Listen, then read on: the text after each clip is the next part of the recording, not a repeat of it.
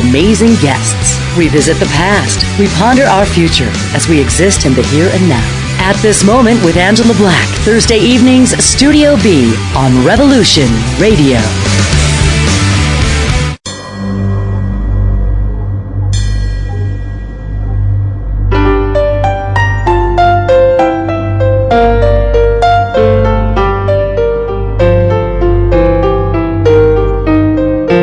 Did you ever feel that things were not quite right? That everything was just ever so slightly askew?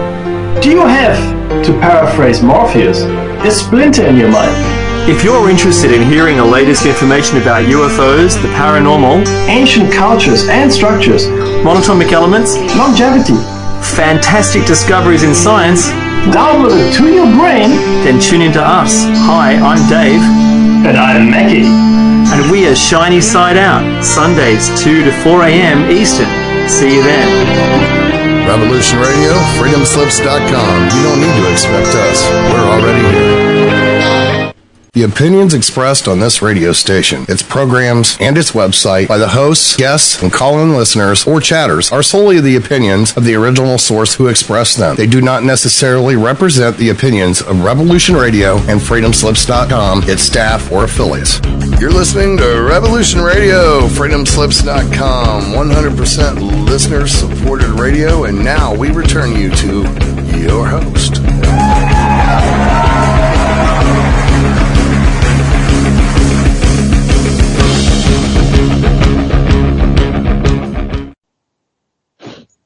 Welcome, one and all, to this week's version of I Am Nature. I'm your host, Brian Porter here, and I always start by saying and giving a big hug to my producer, Angela Black. Hello, Brian. Hey. Always good to be here. You just did a little 2-hour slot before this, eh? Yeah, I usually do 1 hour, but Deacon John was not able to be here for hour number 2, so I'm in the midst of my 4-hour radio extravaganza today, and happy to be here producing your show. Thanks so much. And what's you've got your show on tomorrow night at 10 o'clock. Yes, and I have your guest from last week joining me, Tim Butts, Ecopreneur. So I'm looking forward to a great conversation with him. He was so energetic and amazing that I had to ask him back. So thanks for that. I definitely I want to get him back on too. He was he's amazing. So all this greenhouse development. And then you're on. Are you not on right after that as a guest? I am. Thank you for reminding me. And then I'll be joining. It's like Angela Radio Week, I guess. I'll be joining Keith AZ and Major Tom for Ground Control with Major Tom as their guest for 2 hours. So I'll be on the chopping block. No. Anyway. Well, I thought you were filling in for them too, but you're actually going on as a guest. Yeah, I'm their guest. Yes. Oh, they love callers. If I can stay awake, I might call in. Yeah, they asked me to join them for 2 hours. They tend to do a feature on hosts a lot of the times on their shows. So I look forward to joining them. All right, awesome. Okay, so I should introduce now our two guests today. They're part of a community called the Parallel Community. Their names are Nathascha. Hey, Ann, how you doing, Nathascha? Hi, Brian. Yeah, I'm doing fine. Thank you. All right. And Natasha's all the way over somewhere in England, are you, Nathascha? Yes, I'm right next to Bar Miller, and we are in Leland Downs, near Hale in Cornwall. All right. And what part of England is that in? Is it in the middle, on the west coast, east coast? It's the end of the world, Brian. The toe of England. It's just half an hour's drive from Land's End, which is an actual place name. And and that's the end. So basically, Britain meets Atlantic Ocean. And then next port of call is America. Yes. So we are looking out over our cliffs to you. Oh, so you're on the west side. You're on the west side of the country. We are far west. The farthest west you can get. But are you on an island? No, well, not exactly. We live at the very toe of England. We like to think we're an island because we have a river which almost cuts across the toe, and we want to sometimes go with a tractor and make it a bit bigger and then float off as an island and have our own currency. But actually, no, we're still part of England. Well, I mean, yeah, you're obviously alternative people, and that's always a healthy thing in my book. So, and what you've been listening to is Ba Miller. I haven't had a chance to introduce her yet, but she's also a member of this fascinating community called the Parallel Community. And I was tipped off on this community by a previous guest. His name is Michael Baker. And his claim to fame, or one of his claims to fame, is that he set up an intentional or a eco-village called Old Hall. Have either one of you been to Old Hall community? No. No, eh? Very fine. It's in Spain. You're talking about Brown's Place in Spain. Oh, no, Old Hall is actually 70 miles south of London. No, we haven't. No. Old Hall, did you say? Yes. Oldhall.org, I think, is the web address. And I should give your site first. Now, let me give out your site because people should be going here because it's a fascinating site and it's full of great information. So it's basically you just spell it the way, if you know how to spell parallel, I'll spell it for you. PARALLEL community.com. You put that in your browser, it'll take you right to their site. And they also have a Facebook site, which is easily found by going to the bottom of the page and then clicking on FB. Because it's a community page, it's hard to find in the search box on Facebook. And it's full of really interesting information. But getting back to Michael Baker, yeah, and he also is a Reiki master. Either one of you is into Reiki? Yeah. Yes. Both I am. Mm-hmm. The thing is, Brian, Michael belongs to Parallel Community, but strangely, we have never met yet. We only talk on Skype.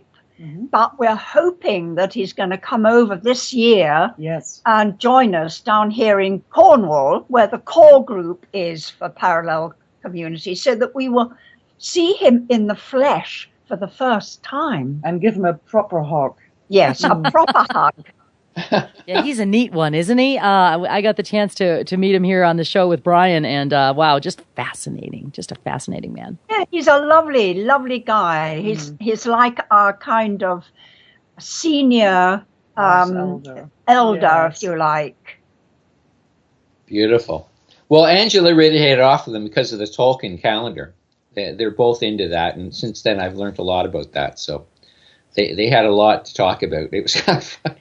Yeah. Angela's my producer, but she's kind of like she likes to ask questions, and I love that. So it's always a big part of my show. Yeah, he lets me out of the cage and takes the gag off every once in a while. That's good. Oh no.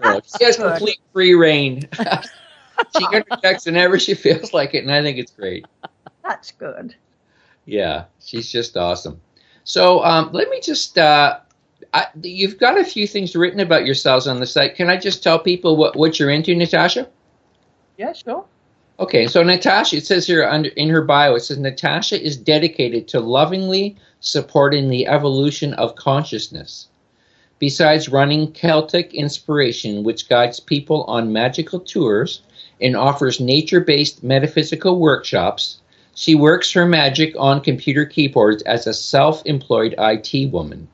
In 2008, after a series of synchronicities, she joined Parallel Community and has since been the web weaver of the meeting place, managing the social media, newsletter mailing, event organizing, and working as a secretary to Parallel Community. Yeah, that's correct. All right. Well, I want to get back to this Celtic Inspiration, but I just want to do Ba's bio too. So Ba is a qualified physiotherapist, alternative therapist, and dowser. Keen researcher and book editor. Oh, there's a synchronicity with Angela. Still a fit, agile tennis player in her 80s. There's a synchronicity with me. She enjoys the constant challenge of managing 12 acres of trees, shrubs, and a vegetable patch at her home. Whoa. Trevisco. Yep. Is that right? Yep, correct. Trevisco in West Penwith, Cornwall. She's the overall convener and grandmother to Parallel Community. Mm-hmm. Beautiful. Two great bios. So, Nathascha, tell us more about Celtic Inspiration. Yeah, So Celtic inspiration was basically born because I love to get back to the roots of the Celtic lands and investigate that a bit more. And also, in the same time, I went to a very, I would say, a very learning period in my life. And during that period, nature started to speak to me in synchronicities and omens, you could say. And I learned to listen to those and learned to follow that flow. And it brought me to Glastonbury in England. And that was the first time, I think, that I really could tune into nature and sink in with it, and made me kind of, what we'll say, I made a kind of a pact with nature that I would do my best to bring this nature consciousness about in the world. And just by telling stories or taking people to places where they can feel it for themselves, because you can talk about it, but people need to feel it for themselves, really. So what's this place you went to? Sorry, say that again. Glastonbury. Glastonbury. They also call it the heart chakra of Mother Earth. It's a place 1 hour's drive from Bristol Airport. It's in Somerset. It's beautiful. Very magical place. And you mentioned Ba's a dowser, and Hamish has dowsed the lines there, the Michael and the Mary energy lines, and they cross about 3 times in Glastonbury. And personally, that's my vision. I think that they are weaving some magic in the land there, and that people who, just by being in that earth energy, there's something going on deep within us that changes our views and our lives, and you get away with inspiration if you go to Glastonbury. So if you're ever over in England, do visit Glastonbury. It's a strange kind of magical place. Strange. So it's a place where you can easily commune with natural beings, with elementals. Is that what did you meet any elementals there? Yeah, I would say you could easily commune with the other worlds, which is everything unseen, basically, not just nature. I see. All levels of spirit world. Yes, yeah. There are different kind of layers to Glastonbury. Can you spell that for me? Yes, it's GLASTONBURY. Glastonbury, England. Yep. And what is there like a county thing there? What county is it in? Yeah, the county is Somerset. Somerset. Okay. You said that before. I'm just sticking this in the chat here. Glastonbury. I've never heard of this place. Are there any artifacts there? Or are there any stone structures, or is it Stonehenge's over there somewhere? And the Stonehenge is an hour's drive, I think. It's got a very old abbey. Yes. And it was the first Christian church in England. They think that Joseph of Arimathea came and set up a church in Glastonbury. And there's a ruined abbey in Glastonbury, and it's also got a very odd-shaped tor, which is like a tall hill with a ruined church on the top as well. It's a strange place, but it certainly has an atmosphere. And there's it's a community, people living there, or is it more like a countryside? A lot of people. I think it's a very strong community down in Glastonbury, and you've got there's interfaith as well. There's many different kind of faiths coming together. There are kind of I wouldn't say an eco village, but certainly there are groups that come together and take care of the land together and have kind of community gardens. Yeah. Nice. Very nice. It sounds like something I'd love to visit. I'll have to check it out if and when I come over to. Check it out. There's tons of information on Glastonbury on the net. Yeah. Oh, I'm sure there is. It reminds me of that place in God. It escapes me. In Angela would know. What's that place in Nevada or near the Grand Canyon? I don't know what you're talking about. I'm kind of lost. I apologize. Yeah. I'm not sure what you're referring to, Brian. No, it's just north of Phoenix. Oh God, it escapes me. But it's a place where there's a lot of energy happening. And you're not talking about the Grand Canyon, or you are, or? No, it's between Phoenix and the Grand Canyon. Okay, I'll look it up. I'll figure it out. And it's famous for having all sorts of a lot of UFO sightings there. Oh, are you talking about like Roswell or no? I don't know what you're talking about exactly. Oh, it'll come to me. I was going to interject and say that I'm coming to visit and I cook. Yes. Definitely, yes. Yeah. Okay, I'll look that up, you guys. I'm not sure exactly what area you're talking about, Brian, but yeah. No, it's a famous community. A lot of people are. It's full of people who are doing tours. It's psychic smorgasbord of things going on there. It's quite famous. Yeah, I'm pretty sure it's in Nevada. Yeah, I've been there. Oh God, Sedona. Oh, Sedona. Yes. There you go. We've all heard of it now. I was thinking you were going to say Santa Fe. I was almost about to offer that one, but yeah, Sedona, very nice. Yeah. I've been there. It's an interesting place. I went there though at a time when I wasn't as in tune with this stuff as I am now, so I have to go back there too. I've actually been to Sedona.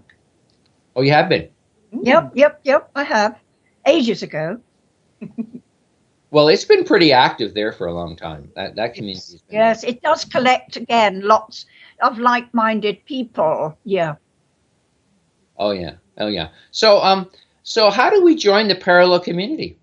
How do all the people at Rev Radio join the parallel community and meet people like you and Nathascha and Ba? Well, there's several ways. If you are on Facebook, you can just go to the Facebook page and just join, and we'll accept your joining, if that's the right name for it.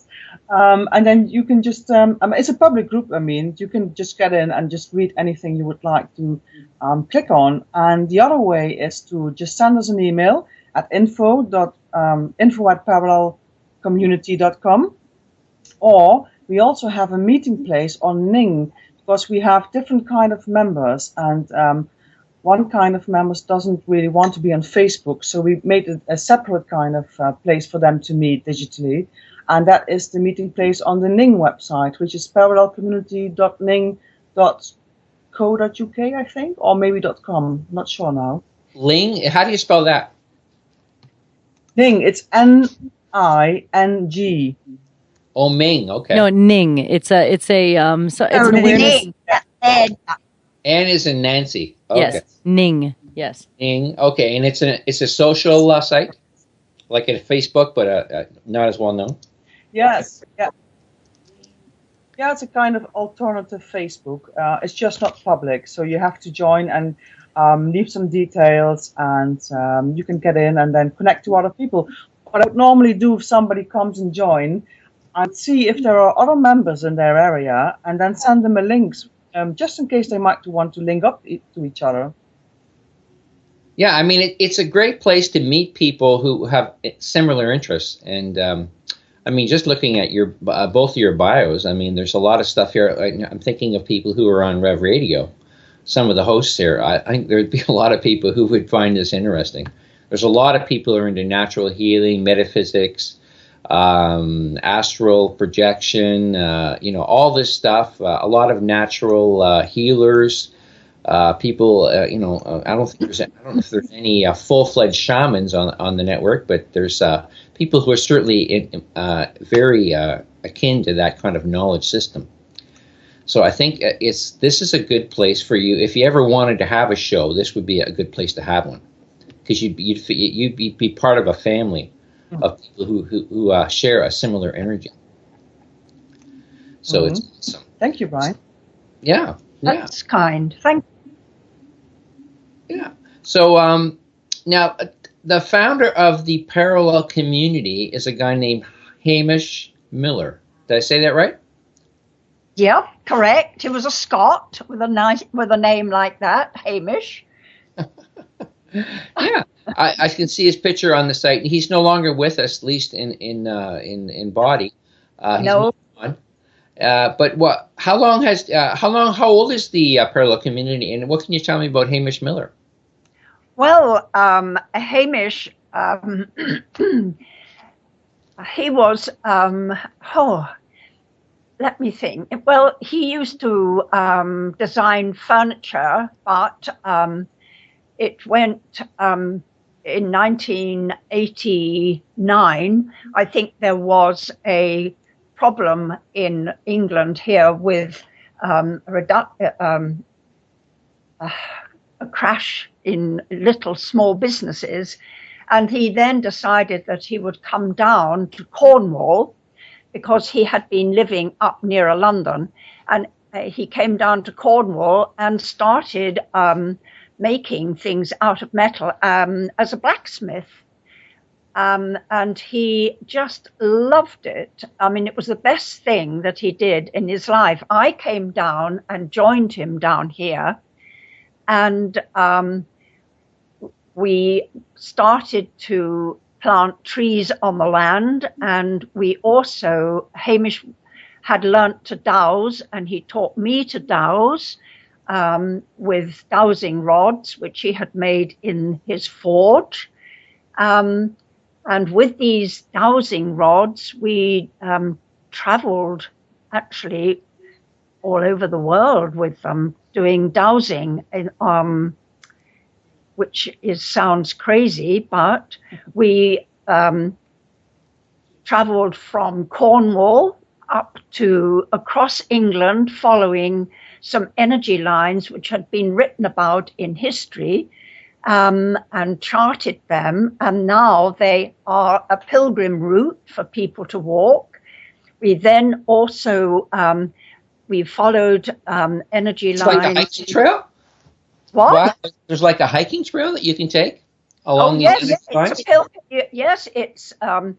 It takes you about 2 months to walk across, because it's the widest part of England from Cornwall to Norfolk. Anyway, I'm rambling on, I don't know. And then we did another dowsing the earth energy lines from Ireland right the way down across the toe of England, down through France, over the Alps, down through Italy, and down through Greece. And we ended up in the Holy Land on Mount Carmel. And that took us 10 years, finding the most magical places on our way. And we were following a story that we read about by two Frenchmen called the Richer brothers, who wrote about this lineup of energy sites of down across the countries, and we followed them, and we wrote a book about it, which was called The Dance of the Dragon. And we also wrote a book about the lines we followed from in England, which is called the Sun and the Serpent. Sun and the Serpent, because we called it was the serpent energy that we were following. So dowsing can take you into some extremely interesting places.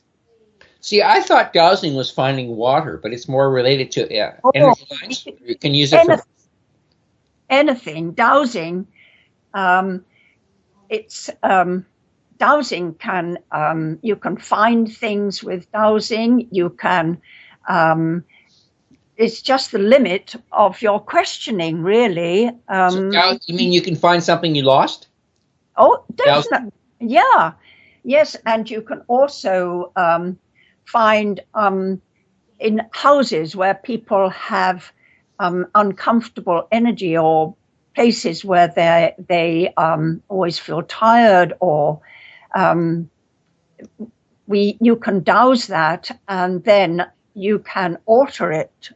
If it sounds crazy, but you can change the energy into a healing energy by asking, well, we used to call it the management, which was a means of asking outside yourself, because when we changed the energy, we couldn't see the greater picture, and we had to change it into an energy that was comfortable for everyone in the house, not just the person that was finding it uncomfortable.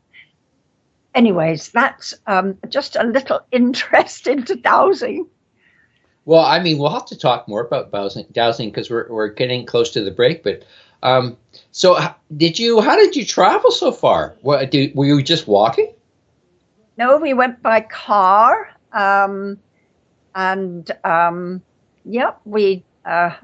we obviously had to fly to the country when we got far enough away from Cornwall. And then we had to do it in sections. We couldn't be away for too long, so we would fly, and then we would douse as much as we could for the time we had. Then we would fly home, and then next time we found that we had a bit of free time, we would fly back and pick up where we left off, and so on. So sort of frog leaping down across the countries. Yeah. And you use some sort of metal rod or something when you're dowsing? Explain what you're using. Well, you can use anything really, because it's only a tool. But we used dowsing L rods. I don't know whether it's difficult to explain really. It's a thin kind of bent rod with an elbow along, sort of like a foot, I would say 12 inches, and then it's bent down like a handle, like an L. Do you see what I mean? Yeah. Oh, yeah. And I just saw a movie. The actor was dowsing in the movie, Finding Water. I'll check on the. Yes, there was. It's a recent movie. And he was dowsing. I'll find it on the break, and I'll let people know it's quite a famous actor in it too, who was the dowser. Yes, I wanted to see that film, but too, yes. I didn't go. But I didn't. You asked me about how we found Parallel Community, but maybe we'd better have a break. Yeah, sounds like we're coming up to the break, so we'll be back in 5 minutes, folks, with our guests. Welcome back to I'm Nature. I have two special guests from the Parallel Community Group. They are presently talking to us from Cornwall, England, a beautiful little place on the west-south part of the island. And so we were talking about dowsing with Ba. Ba Miller is a qualified physiotherapist, alternative therapist, and a dowser. And she was just telling me this fascinating story about her travels with the founder of the Parallel Community, Hamish Miller.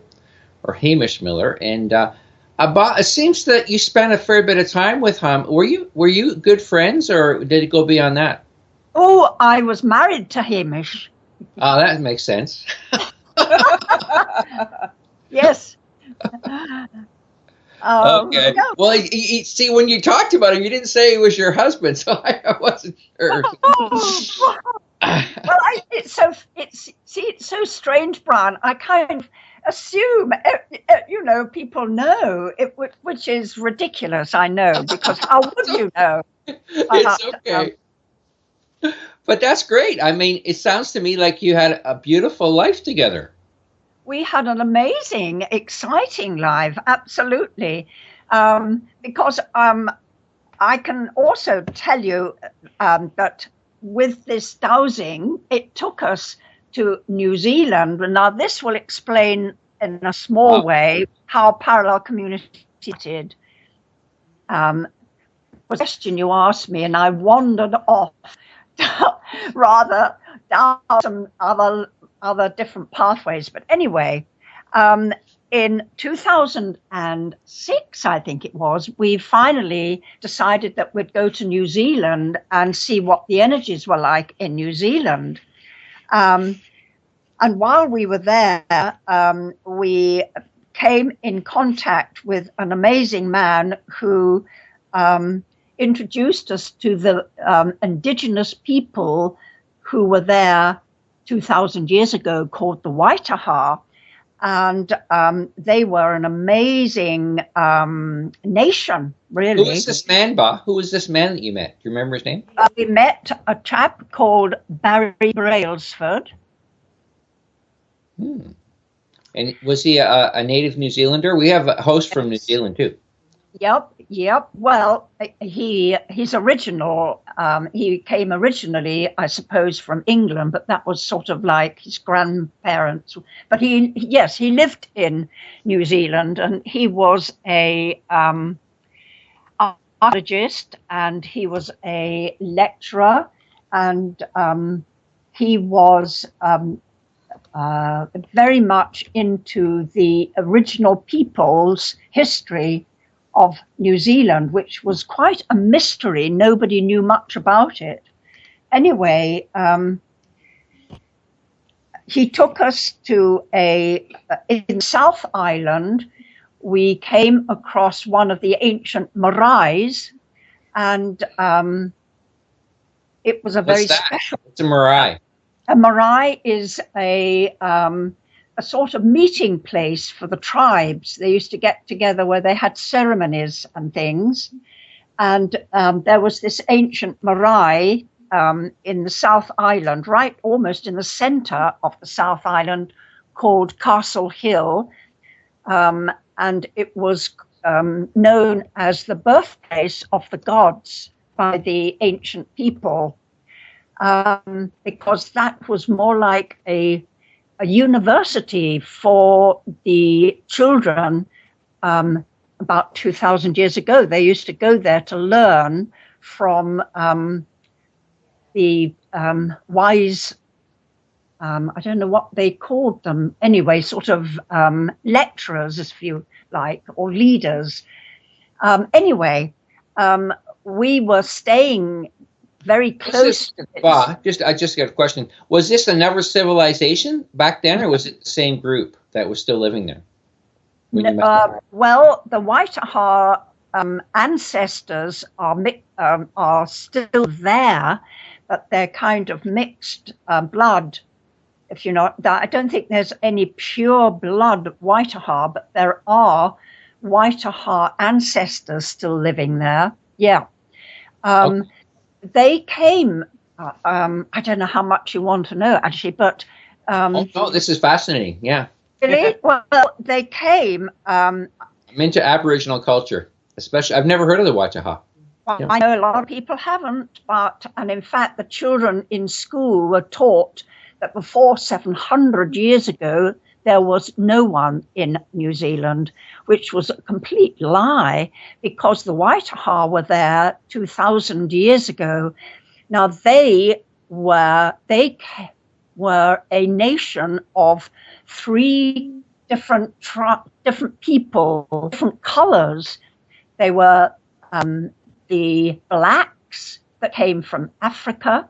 There were the yellows, which came from the Upper Tigris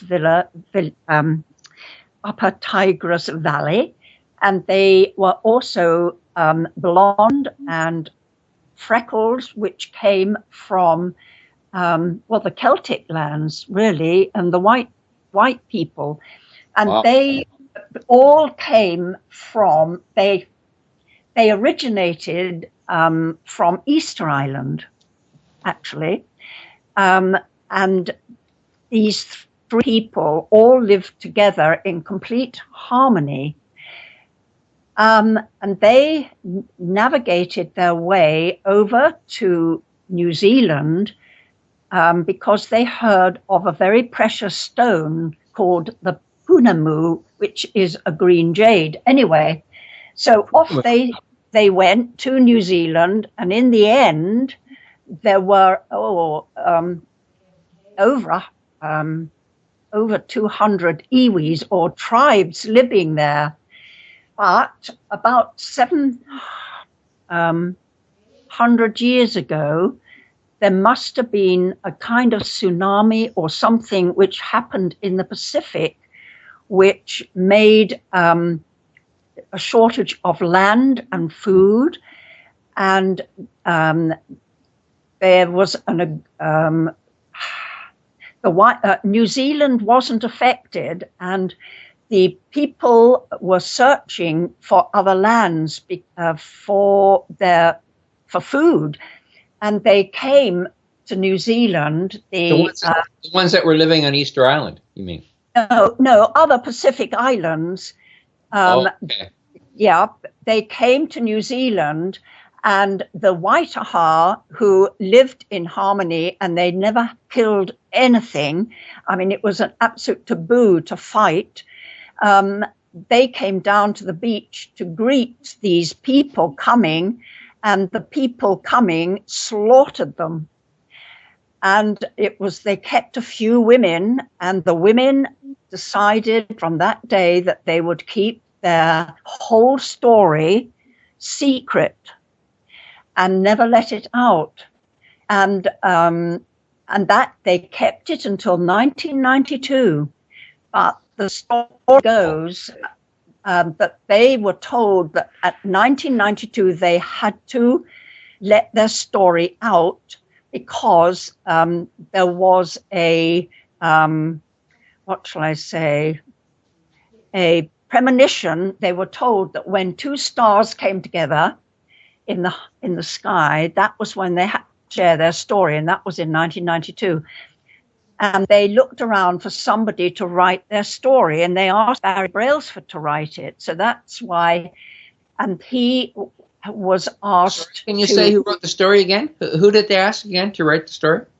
Barry Brailsford, the man we met. Oh, okay. You're just breaking up a bit here and there. That's it. It didn't come through clear. Okay, great. And anyway, and he had to write. Well, he thought that they were just going to give him the story, but they said, do you want the short version or the long? And he said, well, I think I better have the short. And it was over 3,000 songs that they had learnt perfectly down through the generations of their history, knowing every single name in their genealogies. And so, anyway, Barry did eventually write their story in a wonderful book called The Story of a Nation, Waitaha, The Story of a Nation. And when did he write this book, and where do we get it? Wrote it in, I can't remember the date. It was 1996. Approximately. At the end of the 1990s. You can get it. It's quite inexpensive, but you can get it. And it's an amazing story of about the whole history of this ancient nation, really. Anyways, on. Wow, this is fascinating. This ties a lot with Vedic knowledge. Because all the Vedas used to sing everything. All their knowledge was based on... Oh, yeah, absolutely. Yes, they never wrote it down. They had to sing it perfectly, keep it absolutely true. Anyways... Can you tell me why? Can you tell me why these other people slaughtered them? Was it because they felt they needed to get access to the food? What was their explanation for the massacre? Well, they just wanted to take over the land, and you see, the Maoris there now don't want to recognize that there were a tribe before them, because they are just beginning to be recognized in Parliament. They're getting seats in Parliament, and their lands being given back to them. So they don't want to know that the Waitaha was there before them, and also they were ancestor worshippers, and they have to come to terms with the fact that slaughtered their ancestors, which is very, very hard for them. But actually, the last time I was in New Zealand, they are beginning now to accept that there were, because they are finding artifacts and things, and the Maoris are saying, that's nothing to do with us, that's not ours. So they are having to agree that there were there before them. So it's quite interesting that finally it is being told, their story. Yeah. Anyways, Hamish and I went to one of these ancient maraes on the day we were leaving, the last trip we went to New Zealand. Hamish said, I've got to get up into that marae at dawn. And I thought, oh, God, because it was a long walk. Anyway, we did it. And he sat with his back against some amazing great rocks that were up on this marae. It was an amazing spot. It was up quite a climb to get to it. And I sat watching the dawn rise, and he sat and he sat and he sat. And finally, he came over to me and he was crying. He said that he was meditating, and the Waitaha came through to him saying they could not understand how the human race had gone so far away from the ideal of living together in harmony, how they chose their leaders, how they did their healing, and how they raped the earth. They just could not understand. And Hamish said, we've got to do something.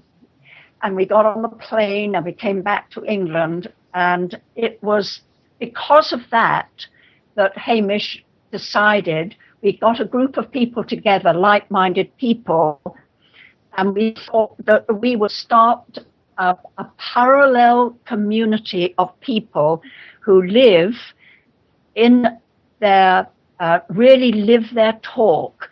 We're not going to march with banners, and we're not going to do anything aggressive because that just brings more aggression.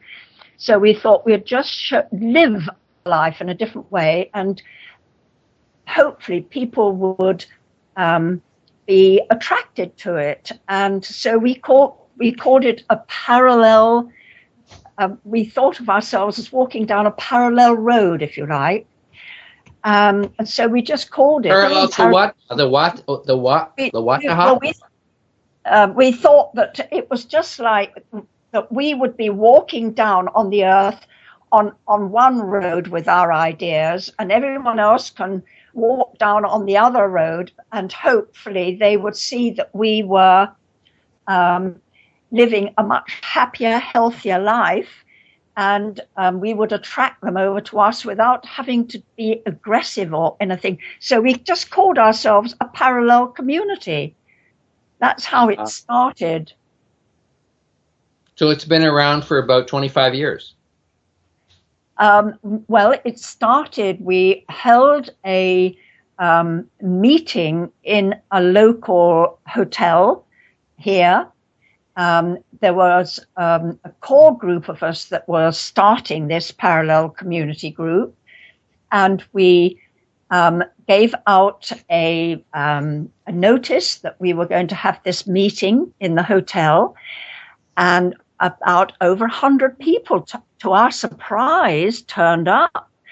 And we sat on a dais and we explained our ideas and our concepts, and we found people were really interested.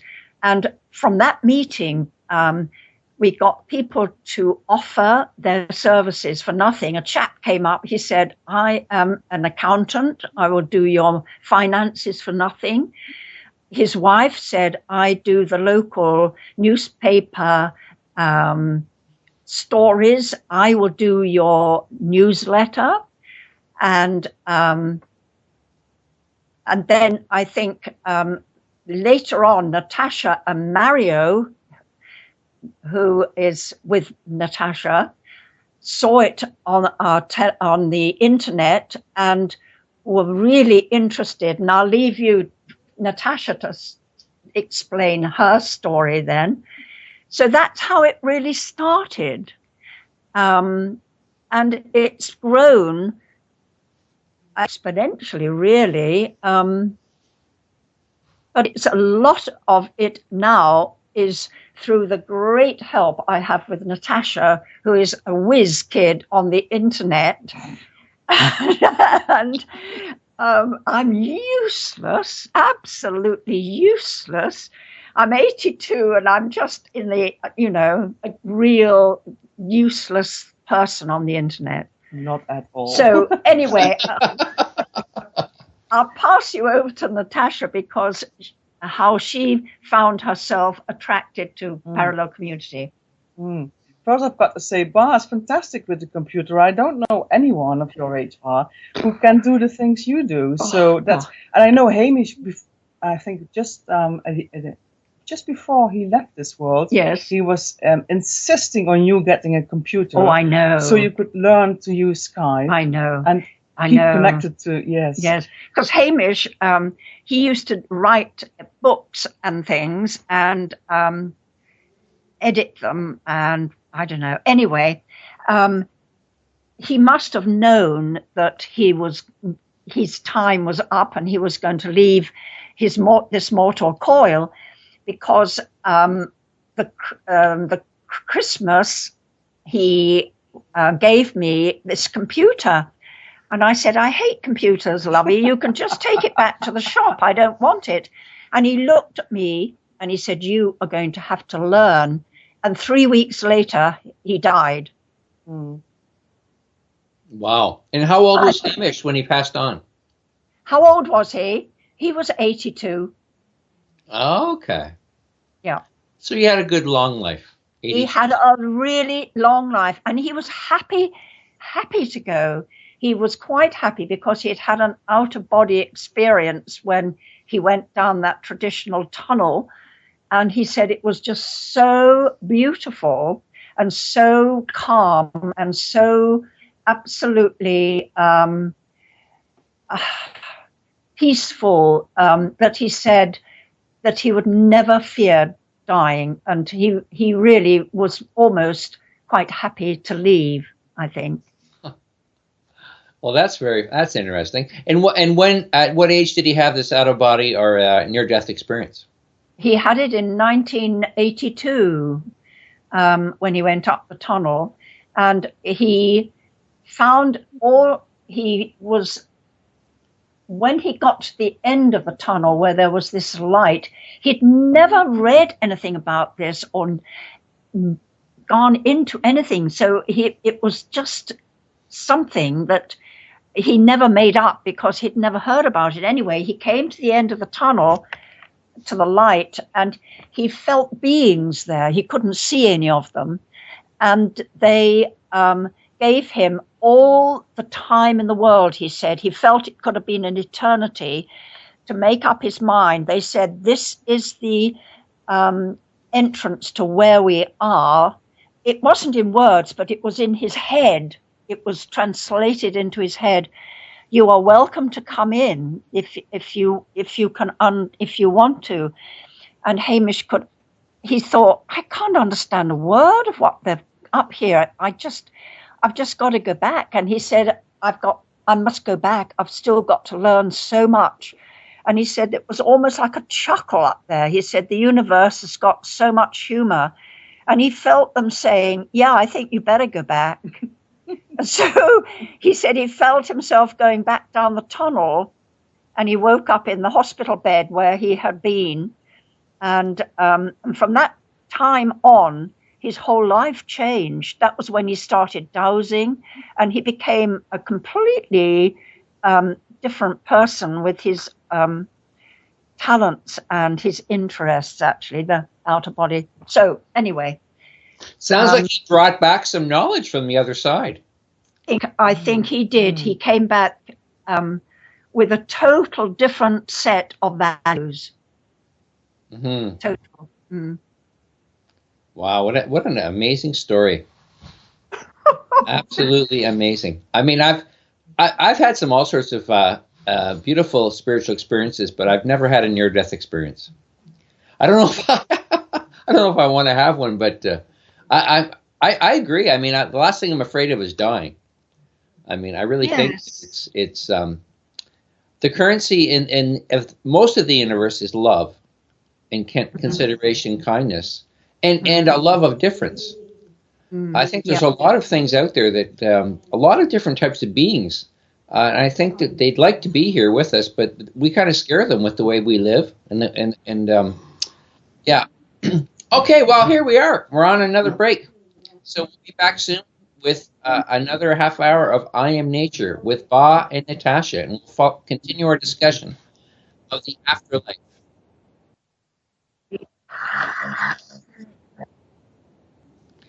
Welcome back to I Am Nature. I have two special guests, Ba Miller and Nathascha Hayen, and we were just chatting about the this amazing tribe of people who originally lived in New Zealand called the Waitaha. Did I get that right, Ba? The Waitaha. The Waitaha. Yes. The Waitaha, yes. Yep, wow. That's correct. What an incredible, peaceful people.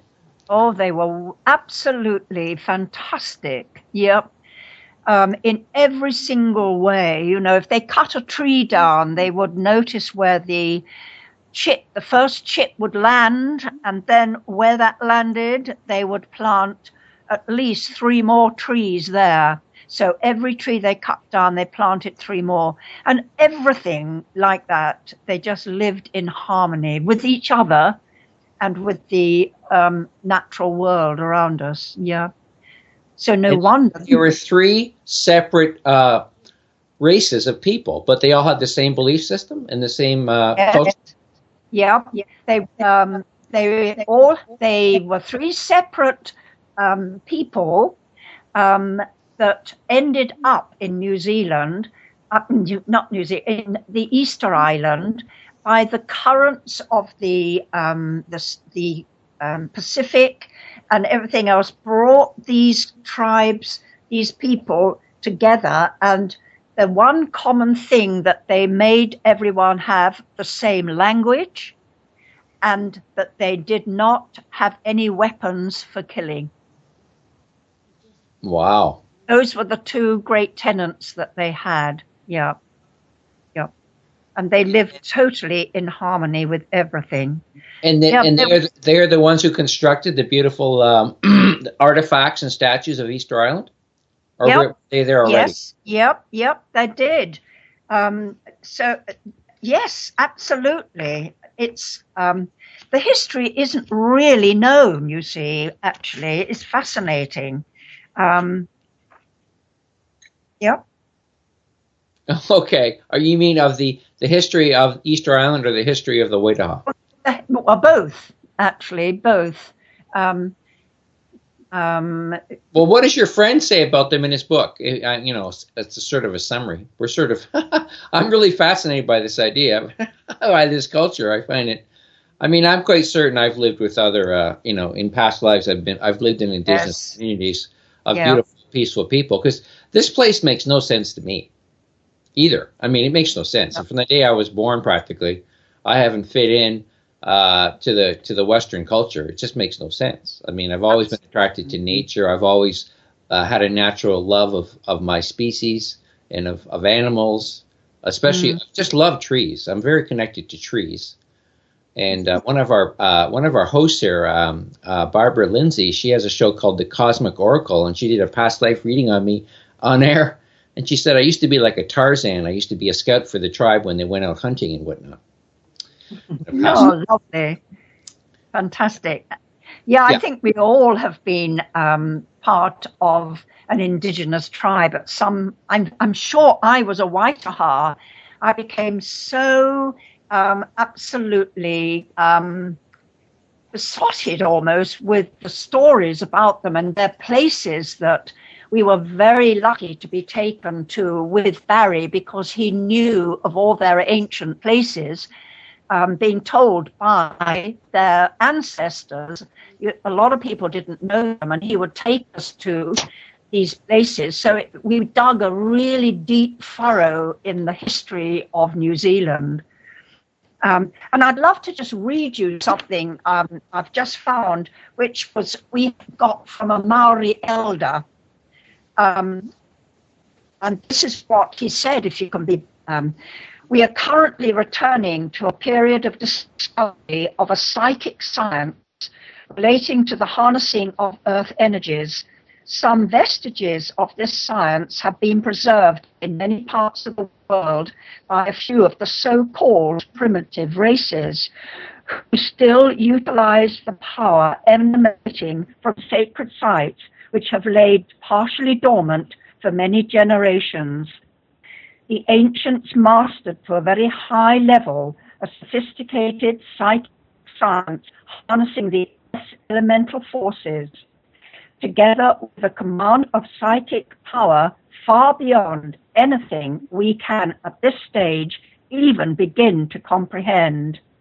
And he ends by saying, many things are being revealed to us only in small fragments, lest we are unable to cope or even understand what is to come. And I think that was what Hamish and I were being fed some of this ancient knowledge from the Waitaha, actually, when we were out in New Zealand. Well, I mean, there's certain things that are left, like the statues at Easter Island were quite large, and you've got the pyramids, you've got all sorts of oh yes, all over the planet that were impossible to construct unless they had some way of harnessing energy systems. Yes, that we have lost. I think most. There may be some of us who still know this stuff, but I think it's mainly a secretive world of white knowledge. Like I say, we're in a very difficult period, as in a general sense of the word. Like, not everyone is corrupted, but I say, a lot of people are, especially our leadership of the world, and it's there's a lot of practicing of black magic and all this kind of stuff. And they're using these. I think. Unfortunately, I think some of the most dastardly people have knowledge of this stuff, and it's creating a lot of problems for our species here on this planet, as well as other. I feel really bad for the natural species, the other species, the fish and the trees and the plants. They're all being exposed to all these horrible energies and these horrible attitudes. Yes, because actual earth energy is benign. It's only us humans which transmute it into unhealthy, and I don't like the word evil, but, disturbing energies. It's all through the human. Otherwise, I think if all the humans were left or blown off the earth, the world, the earth would say, phew, thank God I got rid of that lot, and be absolutely balanced and much better state. It's us humans which are the problem. A lot of us. Oh, well, I mean, it's so obvious. I mean, 10 million species here, they sort of know how to live together. And, they eat each other if they have to, but they're not out to control each other. They're not out to, hurt one another. It's just that they survive by, sometimes you're in a position where you have to eat something. You've been programmed instinctively you have to eat. That's a natural law and a natural process. But other than the fact that sometimes we have to kill to eat, there's no natural violence. No. I mean, there's no we've got hierarchies of people who are taking over the planet with money systems and government systems, and it's all so unnatural. And that's why one of the reasons I started I Am Nature is I don't live in the woods, folks. Yes. Yeah. But I have had many experiences. I have spent a lot of time outside. I do feel most at home in the woods. I'm very attached to trees. I think trees are probably the wisest beings here. I think they lived a lot. Some trees live 20, 30,000 years. I know. Yeah. Extremely powerful beings. Yep. Yes, you only have to lean your back up against a tree and sit and kind of meditate. You can feel that energy going through you. And if you're in a stress state at all, it just calms you down. It's, I think trees Well, the way their roots go into the earth and their branches go to the sky, they're kind of a lovely example, aren't they, anyway? Yeah. Yeah. No, I mean, I'm I'm constantly attracted to trees, and we did this workshop. I did a shamanic workshop with a guy named Alberto Valoldo.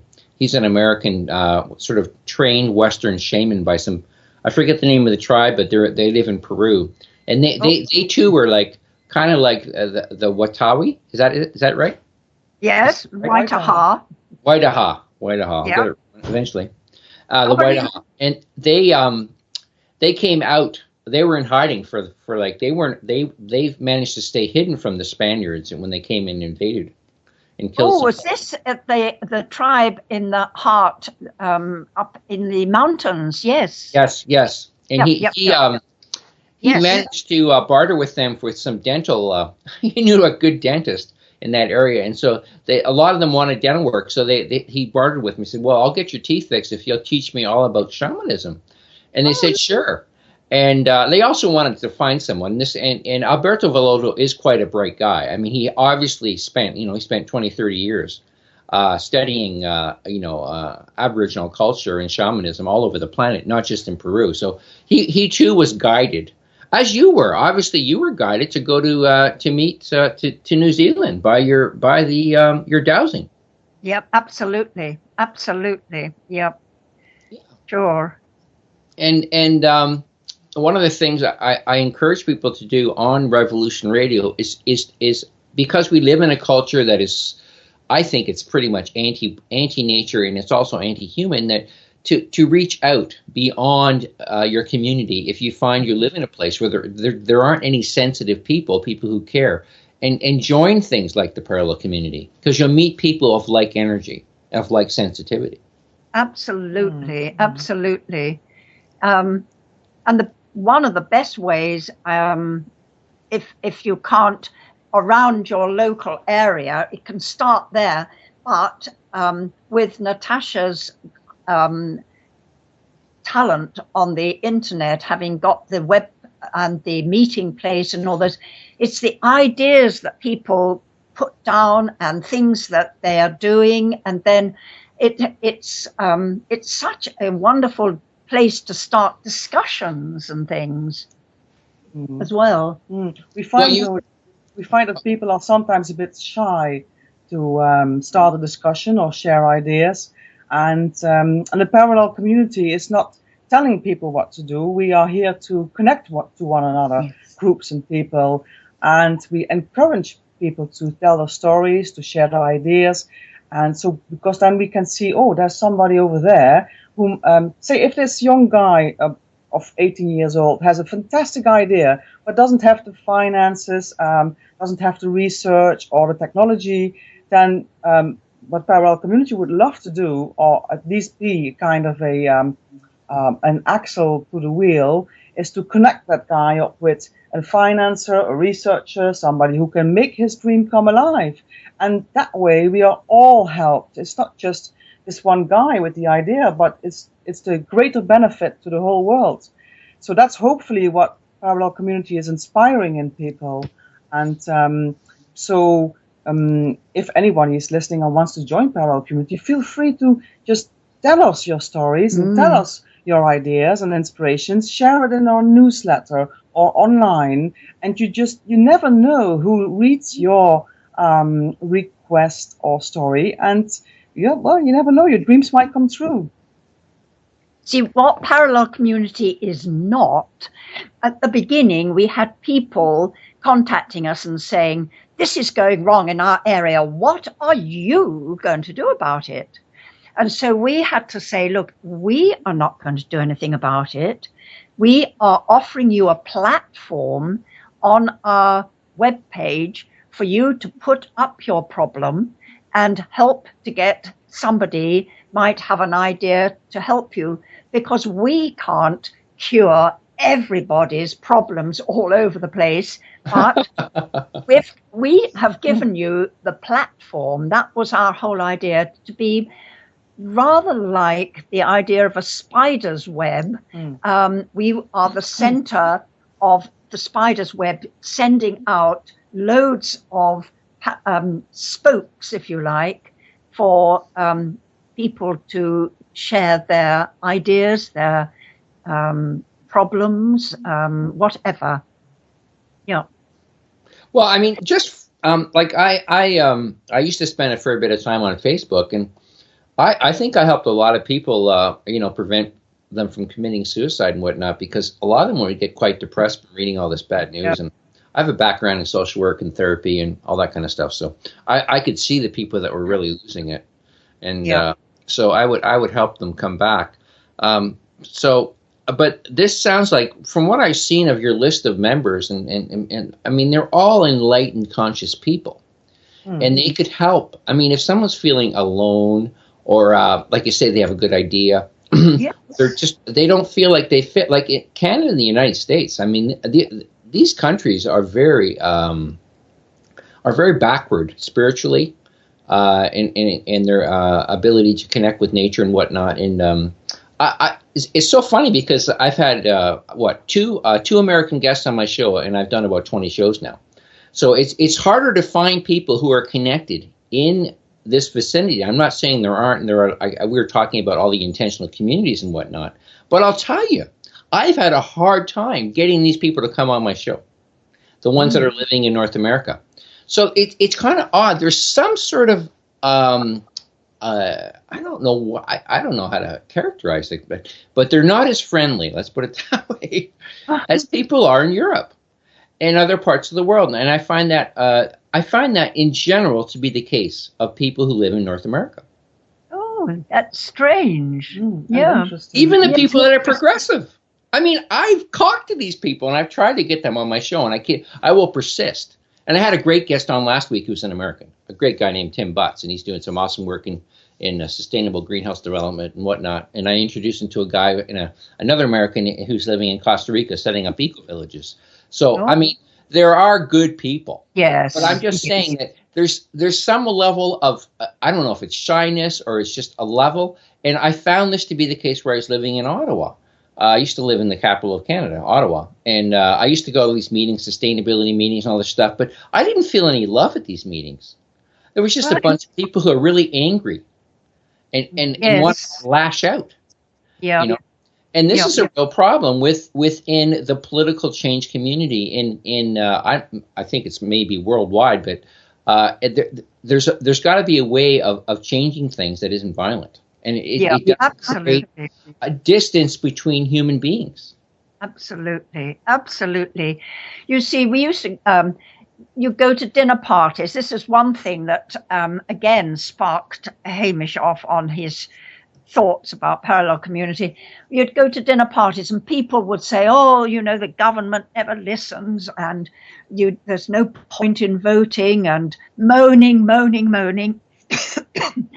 And he turned to them and he said, actually, there is a good point. Now, if everybody who feels like you join together, and you will have a voice, it's no good sort of moaning and saying that your voice won't be heard. But if everybody who feels things are not going the correct way get together and talk about it and have a voice, and I think that is probably, a very, very sound idea. Mm. And I don't know whether you know about the Ubuntu philosophy. Yes. Michael challenged. Yes. There's a guy I've tried to get on my show too, Ubuntu. Yeah, it's come up quite often on my show. Yeah. Fantastic. I'm very familiar with Ubuntu, and it's spreading. It's becoming quite popular. I think he's got like 70 or 80 countries now with some sort of a core group of supporters for the idea. Amazing guy. Amazing guy. Have you met him personally? Sorry? Have you met him personally? No, not yet. No. We tried to get him. We've contacted him and are trying to get him to come here to England to give a talk for a parallel community. And we hope he might when he has a moment, but I don't know. He's a very busy man. I think he's in the USA at the moment. Actually, I want to get him on my show and tell him about the Global Eco Village Conference celebrating their 20th anniversary at Findhorn, because these two movements should be one. Yes. They're so much aligned. It isn't funny. Yes. Yep. And I had the head, Kasia Joubert, the head of Jen, did not know about the Ubuntu movement. I was shocked. I mean, she knew of the ancient history of Ubuntu, and she brought it up as part of our discussion in our interview. But she didn't know Michael Tellinger and what he had been doing with this concept, because this Ubuntu goes back thousands of years, right? Again, it's similar to the way the Waitara, exactly the way they lived, similar philosophy. Yep. Waitaha, yeah, the Waitaha, and it's I mean, we need. I'm hoping we're going to return to this way of living, because with the way we're expending so much of our energy and resources now is so damaging. Well, there are great alternatives already, and they're moving into the market very fast at the moment. We've got this new Tesla battery, which is being released just recently, I think. And there's lots of other stuff. That last week. Yeah. Yes, yeah. What do you know? Tell me about the Tesla battery. What do you know about it? No, not much though. Just what I've seen on Facebook. So it's you can power your home or, well, everything basically. It's being released into the public, and that's all I know about it at the moment. Yes. Okay. You see, these things are being kept back by the multi big businesses not wanting them, because it will take an enormous amount of trade away from them. I know, Michael. The energy magnates want everyone to be dependent on their systems, of course, which are very inefficient and very expensive. Absolutely. And poor Tesla there was trying to give free energy to the world, and good old J.P. Morgan came along and said, no, I want wires going everywhere. I don't want wireless energy. And it's given away for free. And so all his great ideas, I think, were stolen by the military-industrial complex. And like I say, I think a lot of his better ideas have been used, and I have no doubt that we're traveling in space and using a lot of his design features for spacecraft and whatnot. Yep, he was an amazing guy, Tesla. Yeah, he was. He killed himself in the end, though. Sadly, he got blown up. The house was doing something. I can't remember. I'm not aware of how he died. I thought he died in poverty. That's what I heard. That everything he invented, he had no.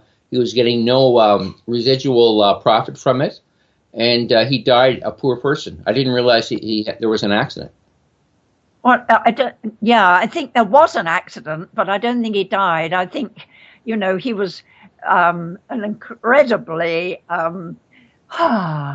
adventurous man with his ideas, and I think this one went one too far. I can remember reading something happened, like a lightning bolt came down. I can't remember what it was, but it was something, and it set fire to his house. But I don't think it killed him anyway. Oh, I see. Okay, so it was just sort of, he was attracting electrical energy, earth energies, as we say. Yeah. So you were talking, that's kind of interesting. So the tribe now that's populating New Zealand, the indigenous tribe, they're called the Maori? Yes. The white people that went out there called the Maoris. It was anybody who wasn't white was called a Maori. And yes, so that's where that name came from. Yeah. So Maori means you're not white. Yes. Basically. Yes. It's not a culture. It's not a really an ancient wisdom system. No, the Maoris are just the dark-skinned natives in New Zealand. Yeah, and the Maoris called the white people Pakihas. Pakeha. So they were kind of calling each other's names, but the Maoris stuck. That's that's why they're called Maoris. Interesting. Very interesting. Because I've never heard of this other group. This is beautiful. No, I know. You're and not you're saying none of them left. There's no pure Whitehaw? You get it right that time? No, there's no, because you see, a load of the Whitehaw men were killed off. It was only the women, so they had to interbreed with whatever. But there are people who have got Whitehaw ancestry in them, and so definitely they. And we met some of them, and they could recite their ancestry way, way, way, way, way back. They're a very, very proud people. They're still there, but nobody really, but they are being believed now, actually. It's beginning to come into the light. But they managed to transfer this knowledge through how many? You say 700 years?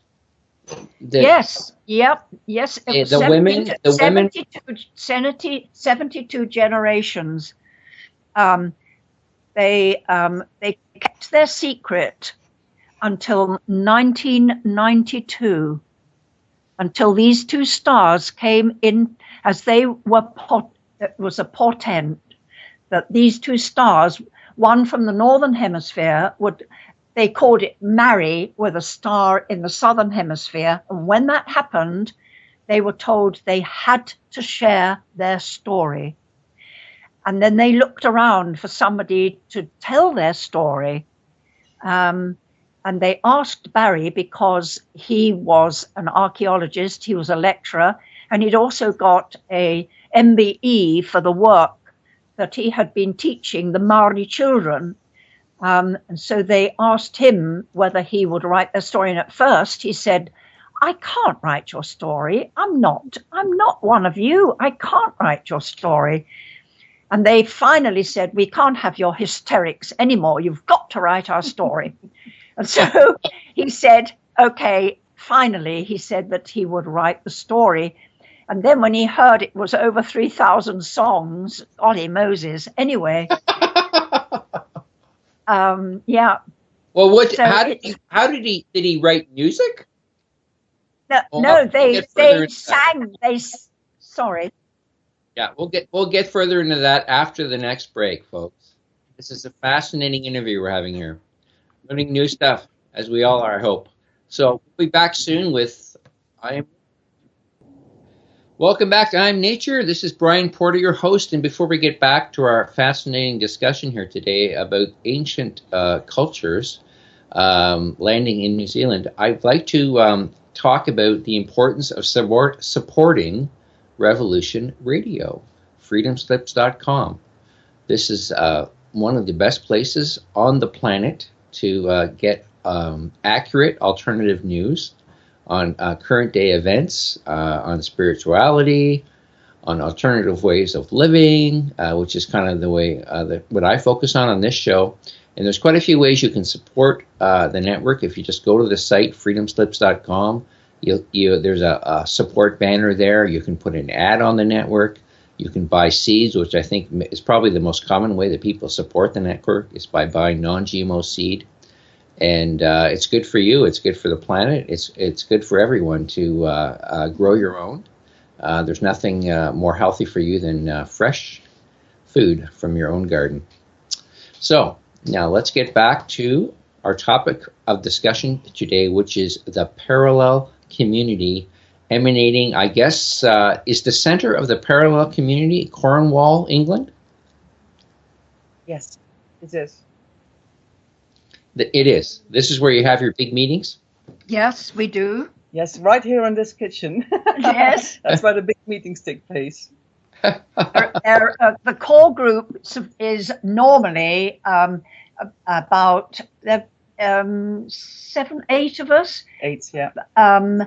But Michael is on Skype, and we have another person who joins us on Skype from Sweden. Michael Baker? Yeah. Okay. Michael Yes, Baker joins in from Spain, yes. From Spain. Yes, and Lynn Forrest from Sweden. Okay, so you have a regular, like, scheduled discussion time? Yep. Yes, each month. Once a month? Yep. And it's usually on Skype? And the others are on Skype, dear Michael. Yes, Michael Baker.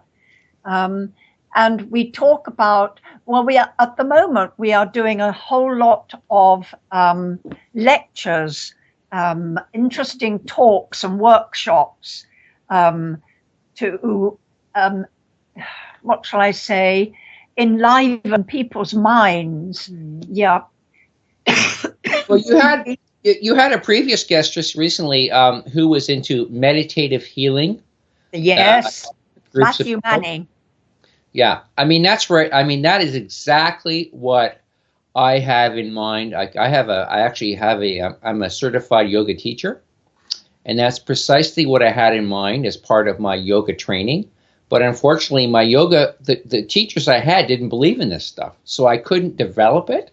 But I still have it in the back of my mind as something I want to do, and I think it is a powerful medium. We can help heal one another as long as we're aligned. And our intention is to be peaceful and loving. I think we can heal each other, and this is one of the great advantages of living in a close-knit community. That it's healthy for us. Absolutely. Absolutely. And it's nothing more than when you see a little girl or little boy falling over a child and the mother picks it up, hugs it, and rubs the leg where it was hurt. That's healing. Really and truly. It's just with love and care and compassion and rubbing your hand on the part that hurts. But Matthew, we had it was a really lovely gathering we had with Matthew. Okay, and did anybody get healed there? Did anybody go there, like, say, with a problem and they felt better after the interaction in the meeting? Well, I don't know, but I'm sure. Yeah, I heard one or two people felt a lot better, and he does these healing circles. And in fact, there was one lass who from Canada. She joined us at the same time that he would be doing it in Canada. So she must have been up in the middle of the night, I suppose. And because she said that she had been to one of his healing site things and she had entered the circle on crutches because she'd fallen and done something and hurt her back. And she said that after the healing, she felt so much better. And then there was there was another person who came, and she told me of a story why she wanted to come back. She said that some long time ago she had gone to one of his healing circles, and she had had dreadful pains at the time of her period. And every month she would kind of lose days because of this. And anyway, she went to the healing circle, and after that, she waited in the month when her monthly problems would come, and they didn't come. She had a period without any problems. And she said to me, I have not since that time had any more problems. And that is, she was actually telling me that. So that is quite amazing. Yeah. Beautiful. Yeah. Yeah. And I say, when he was going around, we sat in a big circle holding hands, and we had to be, well, you obviously wouldn't chatter away, or everyone was in a kind of a meditative state. And I didn't know where he was in the circle, and I suddenly felt his hands on my shoulders. And I've never felt such burning hot hands in my life, and a vibration. He was kind of vibrating. It was incredible. Yeah. You could feel him coming as well. You could feel him coming around. Yeah, the energy came through. Oh, so he was going around to everyone and exchanging energy with them. Yes, he was walking behind the circle, putting his hands on everybody. And everyone was sitting holding hands, and the energy went round the circle in two ways, clockwise and anti-clockwise. Quite astounding. Interesting. And how many people came to this meeting you had with him, or this healing session? 36 people turned up. Wow, that's a big circle. So do you have like a community? Did you do this in a community center, or did you do it on the grounds of your home? No, we hire a hall nearby for when we have a lot of people for things like that, which is very useful. And you should send me his website. I'd love to chat with him. Mm-hmm. Yes, he's an amazing guy. He had trouble when he was a child at school. He went to a boarding school, and he was aware of his energies there because he would lift up beds and they would fly across the room and all sorts of things. And he was nearly expelled from the school because of it. Really? Yeah. And he had been, I think he's one of the most scientifically tested healers. Which he got fed up with because he was tested again and again and again, put into a room, closed room and all kinds of things, and made to do all kinds of tests. Well, interesting. Yeah. Well, he's got to watch out who he associates with, because, they just want to steal his powers and use them for nefarious purposes. Yeah. Yeah. So I'm glad he got out of that. I mean, there's a lot of, there's a movement to try to create a host for the human soul, right? In a computer and a machine, transhumanism, and it's just a god awful thing that we're spending billions of dollars trying to achieve, just so people don't have to face the music for their horrible lives, in my opinion, and meet their maker, or connect with the energy that they share here, which is a negative energy, avoiding the word evil. And I think that's what this is all about. It's a very bad trend, and it's I'm sure you've heard of transhumanism, and Google's big time into it. No, haven't as yet. Oh, you haven't? No, it's the first time I heard. Well, stay in the light, ladies. There ain't much good when you start looking at these things. We will. I mean, but we're not going to be able to stop this stuff. I don't think they'll be successful. I don't think there's a way of bridging the soul with a machine. They're two different types of beings and energy. Well, there's no being in a machine. A machine is just a man-made concoction that will never be able to commune with a soul. No. It'll never be superior to the human. Never. No, I mean we can't change reincarnation and all that cycle. I mean that's part of the universe. That's universal law. Part of our learning, isn't it? It's part of our learning. No, exactly. Hey, I've got a list. I put this off. I probably should have done this at the beginning, but we've had so many fascinating discussions, and I just like to let things go as it seems, what seems like flow. But I've got a list of your core beliefs that I took off the site. Can I read them to the audience? Yeah. Summary of the parallel community's core beliefs. Mm-hmm. Yeah, I thought it was kind of cool. Yes. So all human beings have the right to live in peace and freedom in a sustainable way, and to claim and negotiate that right for themselves. Second one, we acknowledge our collective and individual responsibility to care for, respect, and love our fellow humans, acknowledging and respecting our differences. We wish to engage with each other actively and move beyond these differences to find and share that which unifies us.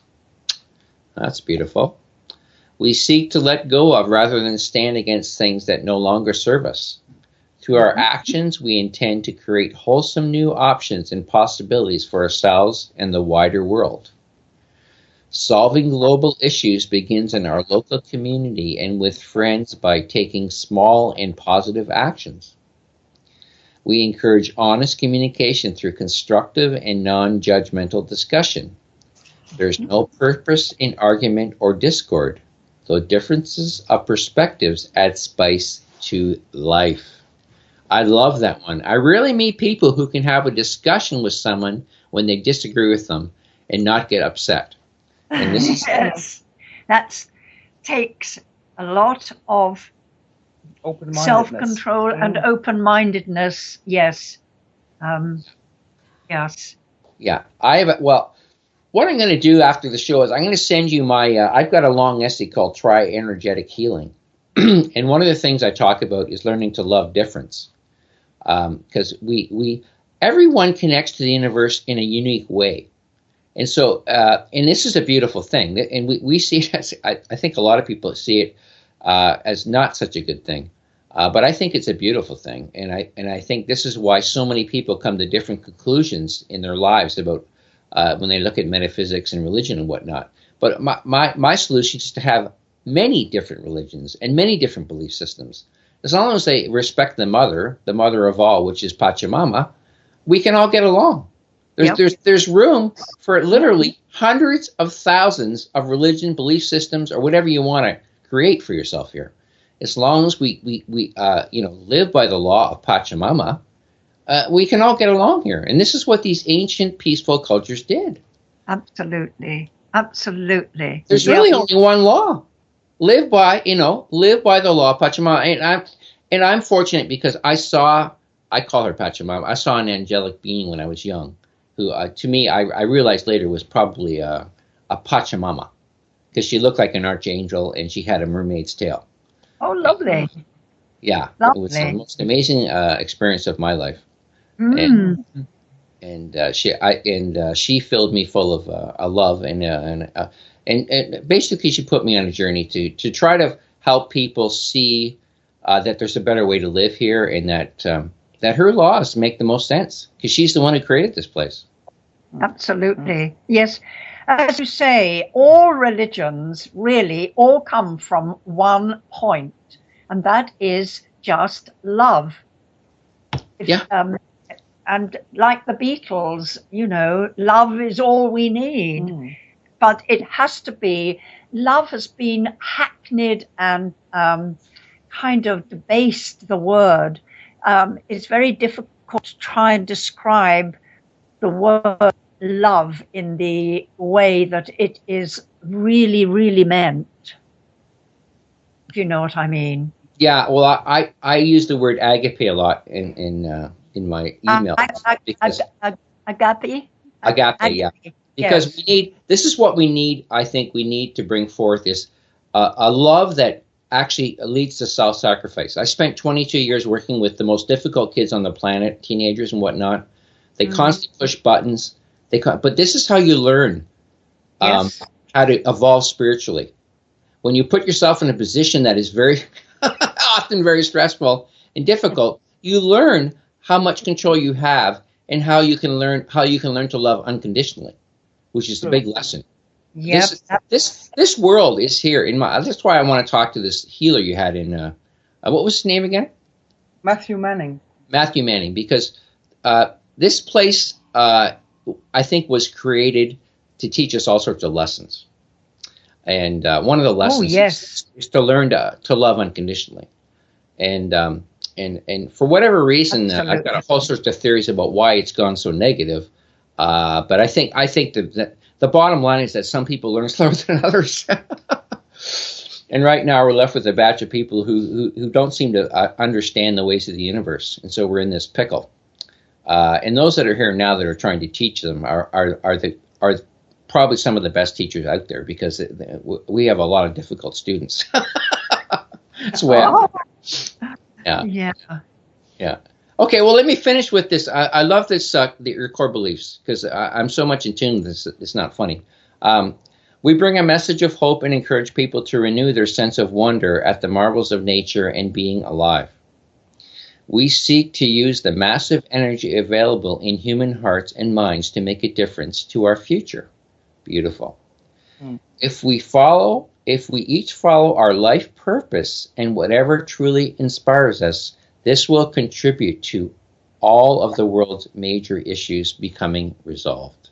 Absolutely. Yes. That's what I'm talking about. Everyone's different. It seems so simple when we read it and you think, gosh, that's just so simple. But it's always the simple things are the hardest to do. Well, natural law is so simple. Do no harm. Actually, love nature. Love, investigate. We say small is beautiful. I say micro is magnificent. When we start looking at the smaller level of nature, it's unbelievable what's going on. Absolutely. If you look into a tiny little flower, and I think they are just perfect. Yeah. And when you look also at a bird, and you wonder, how does nature make the different colors on the bird? Why does one feather come out white and then the next one down beside it is a band of black? It seems they are just so beautiful, not a feather out of place. Yeah, I mean, our creator was incredibly creative. I mean, and I believe that there's a whole class of creator beings. There's not just one Pachamama, but there's a whole class. And this whole world was created by a whole bunch of beautiful, loving creator beings. Some of them were more knowledgeable than others. But you go to school and you actually learn. Once we learn the lessons of this place, then we all get to become creator beings. And yes. This is what we learn. But we have to learn that when we're in the spirit world of wonder and beauty, that you can't be there trying to power trip people and get in their way and be disrespectful. I mean, so we have to learn all these lessons at this level. Once we learn all these lessons, then we can become what we are, which is, there's a guy on our show, he believes that we're all angels, and we have to return back to, recognize that we're all angels. And then once we do that, then we can return to the world of the angelic realm. It's kind of a similar message. It is a similar message, yeah. Same, yes, absolutely. He has a crystal elevator meditation he does at the end of his what is it? Steve Muro, I think is his name. He's quite inspiring actually to listen to. I quite enjoy listening to his show. I think he really helps a lot of people connect to their to the light within them. And it's beautiful. Okay, let me finish reading this thing because it's all great stuff. Okay, so this is more of the core principles of the parallel community.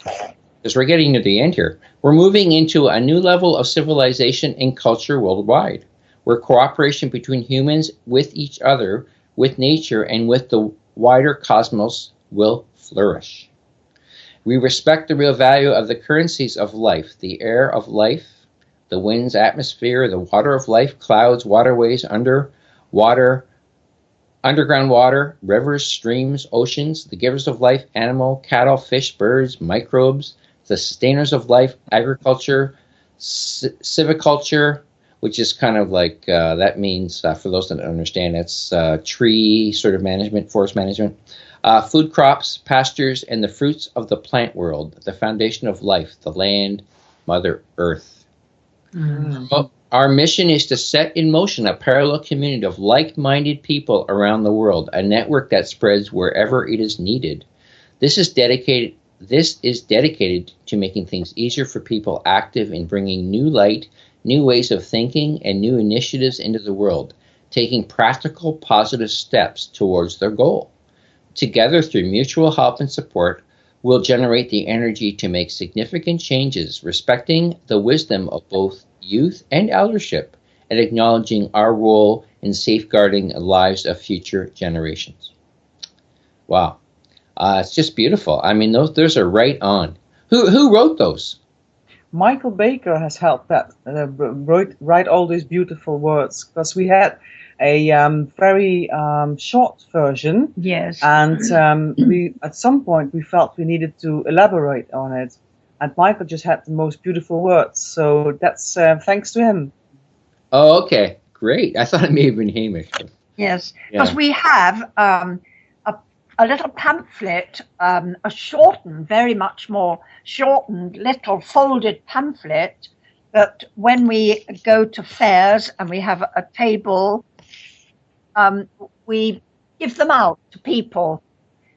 Sounds like we're getting near the end of the show here. I think we are. Yes, I can hear that. Yes. Anyway, Well, it's been a wonderful experience talking to Nathascha and Ba today about this beautiful parallel community. Again, folks, it's parallelcommunity.com. Go there, make some new beautiful friends. I'm definitely going to go there after the show. I'm going to share my own vision of how to make the world a better place. thank you.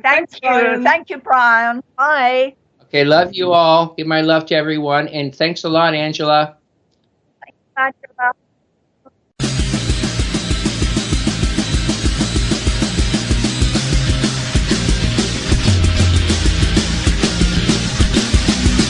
Thank you for listening to Revolution Radio.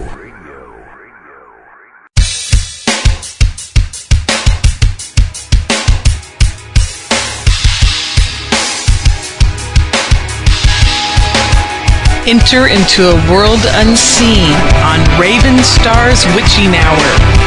You will encounter eclectic topics from the realm of spirit brought into our matrix of truth. With your host, the Solaris Blue Raven. Solaris will bring you an array of unique guests covering topics from ghostly spirits to amazing anomalies, covert technology, UFOs, and shadowy global events. And that's right here, Revolution Radio, freedomslips.com, Saturdays, midnight till 2 a.m. Eastern Time. Revolution Radio, where information never sleeps. Let the magic rise.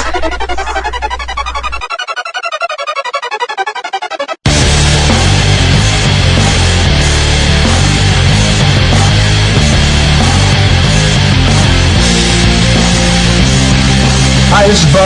And this is Rocco. And the Bo and Rocco Show is here to offer insight into legal and lawful remedies. Our goal is to remain free and help others remain free in an ever-increasing police-like state. With the help of our guests, we try to answer questions such as what went wrong and what can we do about it. So tune into Revolution Radio at www.freedomslips.com Wednesday nights, 10 to 12 p.m. Eastern Standard Time to listen to the Bo and Rocco Show. You don't need to expect us. We're already here. Revolution Radio.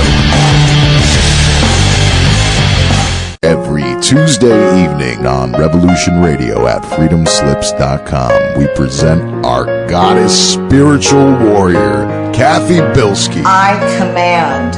I call to the architect of the universe's divine creators and ask for permission to quantum leap the world in all life forms on all planes and dimensions, seen and unseen, connected with planet Earth, to let us go beyond our known potential into the greatest unknown golden age the universes and worlds and all planets have ever experienced. Kathy teaches the spiritual truth so that you may create a better life and be able to make positive changes for yourself and for the planet. She helps us remember that we are not powerless, but very creative spiritual beings having an Earth experience. Time to quantum leap into the age of divine enlightenment and let Kathy provide you with the tools of knowledge you need to awaken spiritually.